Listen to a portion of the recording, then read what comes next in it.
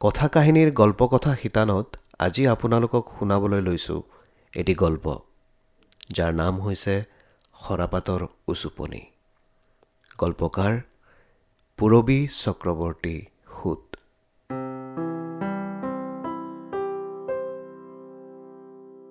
উকা মুগাৰ মেখেলা, সেউজীয়া পাৰিৰ বগা চাদৰ আৰু সেউজীয়া ব্লাউজেৰে সাজযোৰ হাতত লৈ একেথৰে বহু সময় ধৰি বিচনাখনত বহি ৰ'ল মাধুৰীমা। লাহে লাহে এসময়ত সাজযোৰ তাইৰ চকুত ধূসৰ হৈ পৰিল। তাৰ ঠাইত দেখা দিলেহি এটা পকী আলিবাটে। আলিবাটটোৱেদি তাই সাজযোৰ পিন্ধি চঞ্চল হৰিণী এজনীৰ খোজেৰে গৈ আছে। বতাহত উৰিছে সেউজীয়া পাৰিৰ চাদৰৰ আঁচল। তাইৰ চাৰিওদিশ শূন্যতাৰে আৱৰা, কেৱল তাই, মাথো তাই গৈ আছে। স্কুলৰ প্ৰধান শিক্ষয়িত্ৰী অলি বৰুৱা বাইদেৱে যেতিয়া স্কুলৰ শিক্ষয়িত্ৰীসকলে ইউনিফৰ্ম পিন্ধাৰ কথাটো প্ৰস্তাৱ আকাৰে আগবঢ়াইছিল, তেতিয়া সকলোৱে হাত চাপৰিৰে সমৰ্থন জনাইছিল। বাইদেৱে সুধিছিল, কি ৰঙৰ ইউনিফৰ্ম শিক্ষয়িত্ৰীসকলে বিচাৰে? প্ৰতিমা বাইদেৱে তপৰাই কৈছিল, ৰঙা পাৰিৰ চাদৰ, ৰঙা ব্লাউজ আৰু মুগাৰ মেখেলা। অলি বাইদেৱে যেন উচপ খাই উঠিছিল। অসহায় চাৱনিৰে তেখেতে শিক্ষয়িত্ৰীসকলৰ ফালে চাইছিল। ইতিমধ্যে দুগৰাকীমানে হাত চাপৰি মাৰিছিলেই। সেই সময়তে থিয় হৈ মাধুৰীমাই কৈছিল, আপোনালোকে আৱেগক প্ৰশ্ৰয় নিদিব। আমি সকলো দিশ চালি জাৰি চাইহে এটা সিদ্ধান্ত লোৱা উচিত হ'ব। ৰঙা ৰঙে প্ৰাধান্য পোৱা সাজযোৰ সকলোৰে বাবে গ্ৰহণযোগ্য হ'বনে? মই ভাবোঁ সেউজীয়া পাৰিৰ চাদৰ, সেউজীয়া ব্লাউজ আৰু উকা মুগাৰ মেখেলা আমাৰ ইউনিফৰ্ম হওক। সেউজীয়া এটা স্নিগ্ধ কোমল ৰং। এখন সেউজীয়া পথাৰ দেখিলে আমাৰ মনবোৰ যিদৰে পুলকিত হৈ পৰে, সেইদৰে এই সাজযোৰ দেখিলেও সকলোৰে মন বিমল আনন্দৰে ভৰি পৰিব।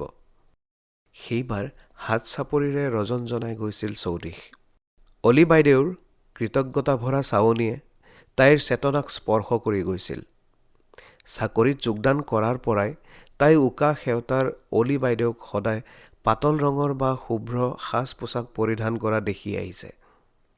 এতিয়া কেনেকৈনো এই বয়সত বাইদেৱে ৰঙীন সাজযোৰ পিন্ধিব?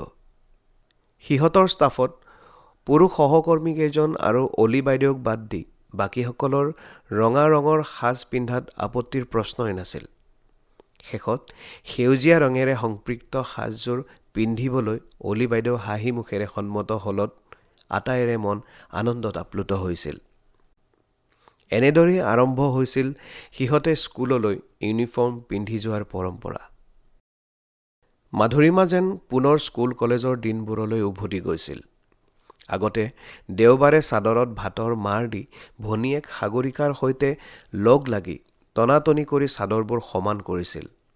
মাকে নিজ হাতে বোৱা চাদৰত ভাতৰ মাৰ দি ইস্ত্ৰি কৰাৰ পাছত চাদৰবোৰ চিকমিকাই উঠিছিল।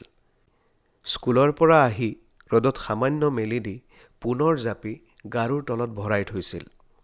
শিক্ষয়িত্ৰী হৈ পুনৰ ইউনিফৰ্ম পিন্ধিবলগীয়া হোৱাত দেওবৰীয়া ব্যস্ততাবোৰে তাইক তাহানিৰ সেই দিনবোৰলৈ মনত পেলাই দিছিল। মাধুৰীমাৰ স্বামী দিবনে সদায় তাইক জোকাইছিল। স্কুললৈ দুদলীয়া বেনী গুঠি যাবলৈ জোৰ কৰিছিল। কিনো হ'ব, আজি দুদলীয়া বেনী গুঠি যোৱা না বুলি আবদাৰ কৰিছিল। বৌ, তোমাৰ হ'লনে? ৰিক্সা ৰখাম নেকি? দেওৰেক শিৱমৰ মাতত মাধুৰীমা উচপ খাই উঠিল। ইমান সময়ে কাপোৰযোৰ হাতত লৈ তাই যেন দুখৰ সাগৰতহে উটি ভাহি ফুৰিছিল। তাইক জোকাই জোকাই দুদলীয়া বেনী গুঠি স্কুললৈ যাবলৈ কোৱা দিবন কলৈ গ'ল? দিবন ক'ত ক'ত হেৰাই থাকিল তেওঁ?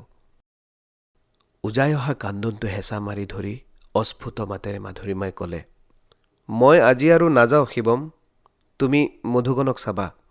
হ'ব হ'ব বৌ, তুমি চিন্তা নকৰিবা বুলি কৈ শিৱম আঁতৰি গ'ল। মাধুৰীমাৰ আজি পাছলৈ ঘূৰি চাবৰ মন গ'ল।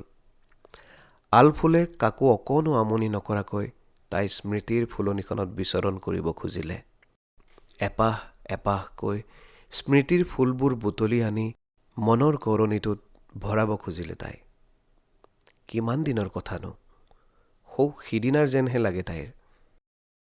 ইউনিভাৰ্চিটিত পঢ়িবলৈ যাওঁতে নবৌৱেকে তাইক যিবোৰ উপদেশ দিছিল সেইবোৰকে সৰুগত কৰি তাইক কেইবাটাও মাহ বৰ নিৰহ নিপানীকৈ পাৰ কৰিছিল। কিন্তু ভাৰ্চিটি উইকত তাইৰ ৰেকৰ্ড ভংগ কৰা দিবনে তাইৰ জীৱনটো ওলট পালট কৰি দিছিল। স্কুলত আৰু কলেজতো তাই শ্ৰেষ্ঠ তাৰ্কিক হিচাপে খ্যাতি লাভ কৰিছিল। ইউনিভাৰ্চিটি উইকতো তাই শ্ৰেষ্ঠ হ'ব বুলি সিহঁতৰ চহৰৰ পৰা যোৱা তাইৰ বন্ধু বান্ধৱী বা ছিনিয়ৰ সকলো নিশ্চিত হৈ থকাৰ মাজতে শ্ৰেষ্ঠ তাৰ্কিকৰ সন্মান পালে দিবন চলিহাই। আচৰিত, তাইওতো নিশ্চিত হৈ আছিল। সেই প্ৰথম তাই ইউনিভাৰ্চিটিত এজন ডেকাৰ মুখলৈ চাইছিল। ওখ, ক্ষীণ, মিঠা বৰণীয়া, বিশেষ চকুত পৰিবলগীয়া ল'ৰা নাছিল দিবন চলিহা। কিন্তু তেওঁৰ বুদ্ধিদীপ্ত দৃষ্টি আৰু অকাট্য যুক্তি, প্ৰতিটো কথাতে তেওঁ যি যুক্তিৰ জাল মেলিছিল সেই জাল ফালি ৰৌ, বৰালি, পুঠি, খলিহনা একোৱে ওলাই যাব নোৱাৰিছিল। সেই প্ৰথম তাই উপজাচি এজন ডেকাৰ লগত চিনাকি হৈছিল আৰু সেই প্ৰথম তাই এজন ডেকাক ভাল পাবলৈ আৰম্ভ কৰিছিল সংগোপনে। মাধুকণে হয়তো কিবা বিচাৰি আমনি কৰিছে শিৱমক। কি বিচাৰি আমনি কৰিছে তাই? দেউতাকক বিচাৰি কালি তাইক বৰ আমনি কৰিছিল মাধুকণে। আলনাত দেউতাকৰ কাপোৰযোৰ, জোতাকেইযোৰ বিচাৰি ফুৰিছিল। কিমাননো বয়স হৈছে তাইৰ? 3 বছৰ পাৰ হৈছেহে মাথো। কেনেকৈ তাই এই অকণমানিজনীক ডাঙৰ কৰিব? পিতৃ মাতৃ দুয়োৰে কৰ্তব্য তাই পালন কৰিব পাৰিবনে? দিবনে এদিন ধেমালিতে তাইক কৈছিল, মই যদি মৰি যাওঁ তুমি আকৌ বিয়া কৰাবা দেই। কিনো অমংগলীয়া কথাবোৰ কৈ থাকা, মনে মনে শুই থাকাচোন। কনফুচিয়াছে কৈছিল, পাৰিলে সঁচ কথা আলোচনা কৰিবা, নোৱাৰিলে মনে মনে থাকিবা। সঁচ কথা নাই যেতিয়া মনে মনে বহি থাকা, মই যাওঁ, মোৰ কাম আছে। উচাত মাৰি আঁতৰি যাব খোজোতেই তাইক সি দুবাহুৰে বন্দী কৰি ৰাখিছিল আৰু যুক্তিৰ জাল মেলিছিল। ধৰি লোৱা আজি তৰ্ক প্ৰতিযোগিতাৰ বিষয় এগৰাকী বিধৱা পুনৰ বিবাহ পাশত আবদ্ধ হোৱা উচিত। অধ্যক্ষ মহোদয়, মই আজি সদনত যুক্তি সহকাৰে ক'ব খোজো যে এগৰাকী বিধৱা পুনৰ বিবাহ পাশত আবদ্ধ হোৱা উচিত। নাৰী শাৰীৰিকভাৱেই নহয়, মানসিকভাৱেও দুৰ্বল। তেওঁলোকক জীৱন যুদ্ধত অৱতীৰ্ণ হ'বলৈ এজন সংগীৰ নিতান্তই প্ৰয়োজন। প্ৰথমতে ইতস্ততঃ কৰি পাছত তাইও সেইদিনা সিহঁতৰ শোৱনি কোঠাত অনুষ্ঠিত তৰ্ক প্ৰতিযোগিতাখনত ভাগ লৈছিল। তাই সজোৰে প্ৰতিবাদ কৰিছিল, অধ্যক্ষ মহোদয়, নাৰী কেতিয়াও দুৰ্বল নহয়। পুৰুষ অবিহনেও এগৰাকী নাৰীয়ে জীৱন নদীত অকলে নাও বাব পাৰে, ইত্যাদি ইত্যাদি। অধ্যক্ষ মহোদয়ৰ অবিহনে সেইদিনা সিহঁতৰ তৰ্ক প্ৰতিযোগিতাখন অমীমাংসিত হৈ ৰৈছিল। যুক্তি, কেৱল যুক্তিৰেই সত্যক উপস্থাপন কৰাই কাল হ'ল দিবনৰ। প্ৰথম শ্ৰেণী পাই MA পাছ কৰাৰ পাছত চাকৰি বিচাৰি হাহাকাৰ কৰা দিবনে চাকৰি জগতখনৰ বহু গোপনীয় কথা জনাৰ পাছত ঘোচ দি চাকৰি নকৰোঁ বুলি নিজে সৰুকৈ ব্যৱসায় আৰম্ভ কৰিছিল। MA পঢ়ি থাকোঁতেও পথাৰত হাল বোৱা, শাক পাচলিৰ খেতি কৰা, নিজ হাতে বজাৰত বেচিবলৈ লাজ নকৰা ল'ৰা দিবন। শিল, বালি, চিমেণ্ট আদিৰে সৰুকৈ ব্যৱসায় আৰম্ভ কৰা দিবনে প্ৰতিনিয়ত বাস্তৱৰ মুখামুখি হৈ জীৱন যুদ্ধৰ অক্লান্ত সৈনিকৰ ভূমিকা পালন কৰিছিল। গাঁৱৰ ঘৰৰ পৰা আঁতৰত চহৰৰ সীমামূৰীয়া অঞ্চল এটাত তেওঁ ব্যৱসায় আৰম্ভ কৰাৰ পাছত এখন দুখনকৈ 6খন দোকানৰ লগতে ৰাস্তাটোৰ বিপৰীত ফালে কেইবাজনো ব্যক্তিয়ে ঘৰ সজোৱাৰ কাম আৰম্ভ কৰাত ঠাইডোখৰ ক্ৰমে এক ব্যস্ততামুখৰ অঞ্চললৈ ৰূপান্তৰিত হ'ল। দিবনহঁতৰ দোকানলানিৰ পাছফালে বিস্তীৰ্ণ পথাৰ। দিবনহঁতে দোকান ঘৰবোৰ নিজা খৰচত সাজি মাটিৰ ভাড়াহে মালিকক দিয়াৰ বন্দোবস্ত আছিল। সেই বিস্তীৰ্ণ এলেকাটোৰ সৈতে দিবনহঁতৰ দোকানকেইখন থকা মাটিখিনিত এটা অনা অসমীয়া বনীয়া গোষ্ঠীৰ হেন দৃষ্টি পৰিল আৰু সিহঁতে মাটিৰ মালিকক নানান প্ৰলোভনেৰে বশ কৰি পেলালে। ফলত মাটিৰ মালিকে দিবনহঁতৰ ঘৰবোৰ ভাঙি অন্য ঠাইলৈ লৈ যাবলৈ নিৰ্দেশ দিলে। সেয়াই আৰম্ভণি। মাটিৰ মালিকজন এজন অসমীয়া ব্যক্তি হোৱা স্বত্তেও অৰ্থলোভত পৰি তেওঁ শিক্ষিত অসমীয়া ব্যৱসায়ী যুৱককেইজনৰ জীৱন দুৰ্বিষহ কৰি পেলালে। দিনটোত দুবাৰ তিনিবাৰকৈ তেওঁ একেটা কথাকে ক'বলৈ ধৰিলে। দিবনহঁতে সজোৰে প্ৰতিবাদ কৰিলে আৰু বাকীকেইজন ব্যৱসায়ীৰ হৈ দিবনে মাটিৰ মালিকক জনাই দিলে যে কোনো কাৰণতে দোকান ভাঙি দিয়া নহ'ব আৰু প্ৰয়োজন সাপেক্ষে আইন আদালতৰ কাষ চপা হ'ব, কাৰণ সিহঁতে মাটিৰ মালিকৰ লগত 5 বছৰীয়া চুক্তি কৰিছিল। ইতিমধ্যে দোকানসমূহৰ সন্মুখৰ ৰাস্তাটোৰ সিপাৰে সজাই থকা ঘৰবোৰৰ এটা সম্পূৰ্ণ হোৱাত তাৰে 2টা কোঠালি ভাড়ালৈ লৈ দিবনে গাঁৱৰ ঘৰৰ পৰা মাধুৰীমা আৰু মাধুকণক লৈ আনিলে। মাধুৰীমাই চাকৰি কৰা স্কুলখন চহৰতে হোৱাত তাইৰ যথেষ্ট সুবিধা হ'ব আৰু মাধুকণ দিনটো দেউতাকৰ সৈতে থাকিব পাৰিব। মাধুৰীমাই তাইৰ সংসাৰখন এখন সুন্দৰ ছবিৰ দৰে সজাই পেলাইছিল।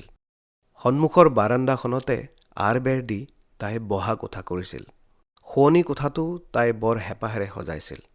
পাকঘৰ আৰু ভাত খোৱা কোঠা একেটাই, তাকে তাই ইমান আতমটোকাৰিকৈ ৰাখিছিল। স্কুল বন্ধ থাকিলে সিহঁত প্ৰায়ে গাঁৱৰ ঘৰলৈ গৈছিল আৰু এনে এটা বন্ধৰ দিনতে সেই কৰুণ ঘটনাটো ঘটিছিল। সেইদিনা স্কুল বন্ধ থকাৰ বাবে সিহঁত গাঁৱৰ ঘৰলৈ যোৱাৰ কথা আছিল যদিও শেষ মুহূৰ্তত দিবন যাব নোৱাৰিলে আৰু সেইদিনা ঘৰলৈ ঘূৰি আহি মাধুৰীমাই দিবনক ঘৰত নাপালেহি। হয়তো কিবা কামত ক'ৰবালৈ গৈছে। আহিব আহিব আহিব আহিব বুলি ভাবি থকাতেই থাকিল মাধুৰীমা। দিবন আৰু ঘূৰি নাহিল। তেওঁৰ মোবাইল ফোনৰ ছুইচ বন্ধ পাই ওচৰৰ দোকানী এজনলৈ ফোন কৰি গম পাইছিল আবেলিতেই দোকান বন্ধ কৰি দিবন ক'ৰবালৈ ওলাই গৈছিল। দুখৰ এটা দীঘল ৰাতি উজাগৰে কটোৱাৰ পাছত ভাড়াঘৰৰ মালিক আৰু দোকানী ল'ৰাকেইজনমানৰ আগত গৈ তাই কান্দি কান্দি চকু উখহাই থানাত দিবনৰ নিৰুদ্দেশৰ এজাহাৰ দিছিল। কিন্তু দিবনৰ কোনো খবৰ নোলাল। হেৰাই গ'ল দিবন। বিষণ্ণ সপোন এটাই অনবৰতে খেদি ফুৰিলে তাইক।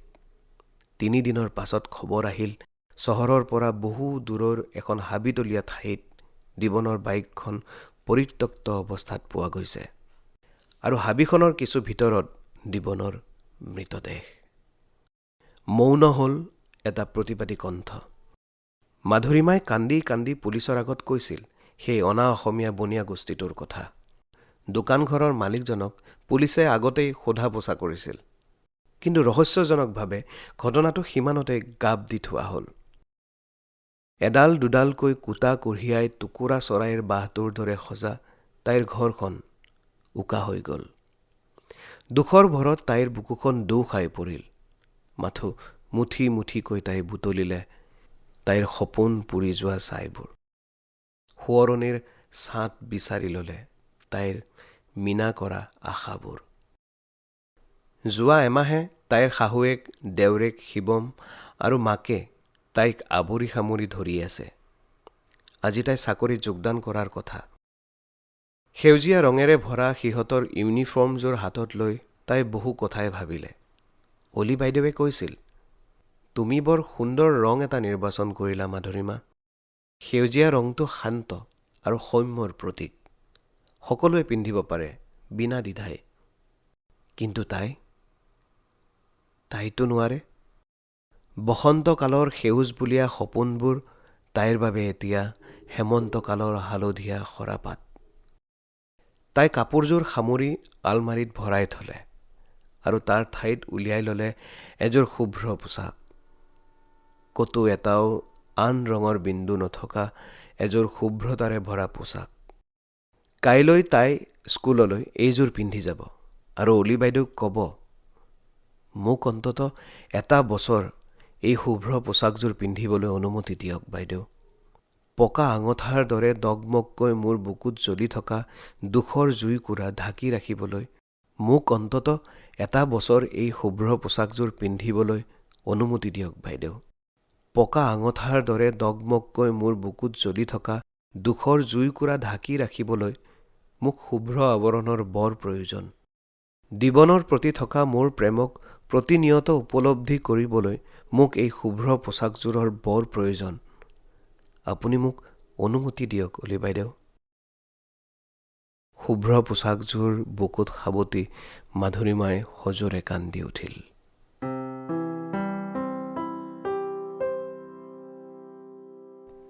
এয়াই আছিল আজিৰ গল্প সৰাপাতৰ উচুপনি। গল্পকাৰ পূৰবী চক্ৰৱৰ্তী সুত। গল্পটি শুনি আপোনালোকে কেনেকুৱা পালে আমাক নিশ্চয় জনাবলৈ নাপাহৰিব। পৰৱৰ্তী খণ্ডত পুনৰ লৈ আহিম আন এগৰাকী গল্পকাৰৰ এটি নতুন গল্প। তেতিয়ালৈকে মোক দিয়ক অনুমতি। নমস্কাৰ।